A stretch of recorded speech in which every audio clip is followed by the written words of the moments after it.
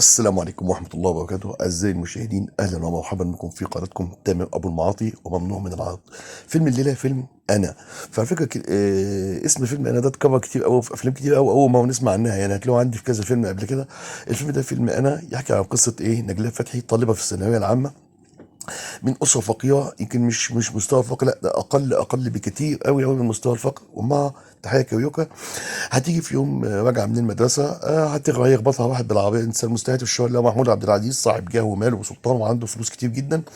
هياخدها على المستشفى، بدل ما يعمل محضر ويعمل كلام من ده يقول لهم خلاص انتوا العلاج على حسابي، وهنقلكم على شقه عندي. وكلم السكرتير بتاعه انه ينقلهم على الشقه، فبدل ما يوديهم على الشقه اللي فوق السطح هيوديهم على شقه تانية فين، اللي في الدور الخامس، عندهم شقه جميله جدا وبتاع وموفره يعني.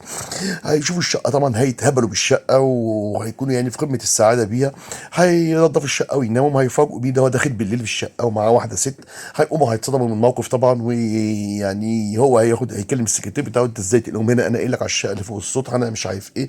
هياخدوا بعضهم وهتقول هيشوفوا بقى منظر هما مش ظريف ده، طبعا واحده عريانه مع محمود عبد العزيز وكده. هيدور على الشقه اللي فوق السطح بقى، وشتان الفرق طبعا من الشقه دي والشقه ديت، حاجه يعني فظيعه. لكن هياخدوا بقليلهم ويقعدوا ساكتين.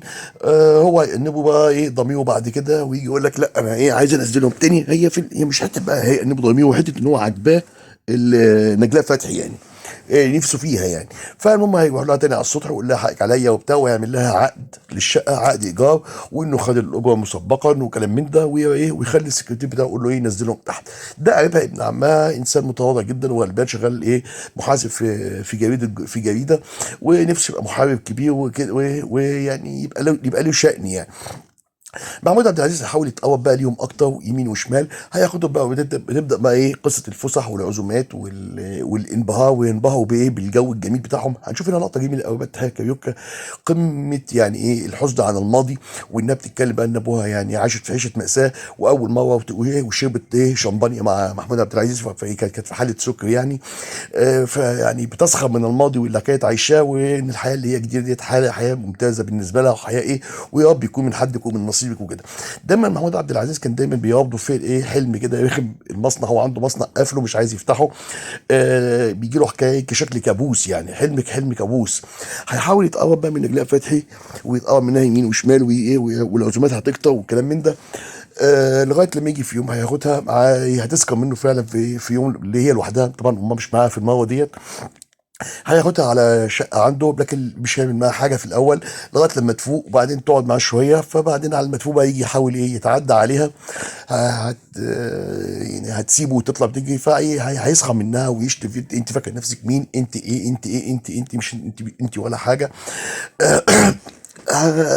وهتاخد بعضها وتمشي بسرعه، وتاخد امها وتتنقل من الشقه، من الشقه ديت. هم عندهم كبرياء وعزه نفس. وتاخد امها وتمشي وتسيب البيت. هينادي للسكرتير بتاعه ويقول له لازم ترجع الجماعه دول هنا، ولازم الجماعه دول يرجعوا.